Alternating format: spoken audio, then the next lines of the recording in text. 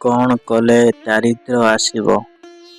ଘରେ ଭଙ୍ଗା ସାମଗ୍ରୀ ରଖିଲେ, ବୁଢ଼ିଆଣୀ ବସା ଝାଡ଼ି ସଫା ନ କଲେ, ଖରାପ ଇଲେକ୍ଟ୍ରି ତାର ଓ ସାମଗ୍ରୀ ଘରେ ରଖିଲେ, ତାଜମହଲ ଓ ବୁଡ଼ି ଯାଇଥିବା ଡଙ୍ଗାର ଫଟୋ ଲଗାଇଲେ, ସନ୍ଧ୍ୟା ସମୟରେ ନକାରାତ୍ମକ କଥା ଚିନ୍ତା କଲେ, ସ୍ତ୍ରୀ, ବୃଦ୍ଧ, ଛୋଟ ପିଲା, ପଶୁ ଓ ପକ୍ଷୀଙ୍କୁ ହଇରାଣ କଲେ, ଘରକୁ ଅତିଥି ଆସିବା ଯୋଗୁଁ ଅଶାନ୍ତି ହେଲେ,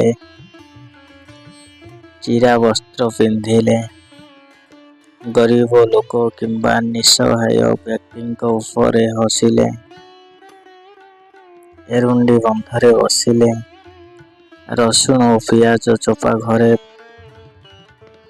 ରଖିଲେ, ଗାଈକୁ ମାରିଲେ, ବିଛଣା ସଫା ନ କରି ଶୋଇଲେ, ଭୋଜନ ଥାଳିରେ ହାତ ଧୋଇଲେ, ରାତିରେ ଅଇଁଠା ବାସନ ନ ଧୋଇଲେ, ଭୋକିଲା ଲୋକଙ୍କୁ ଦେଖି ଭୋଜନ ନ ଦେଲେ, ଭୋଜନ କରିବା ପୂର୍ବରୁ ଭଗବାନଙ୍କୁ ସ୍ମରଣ ନ କଲେ,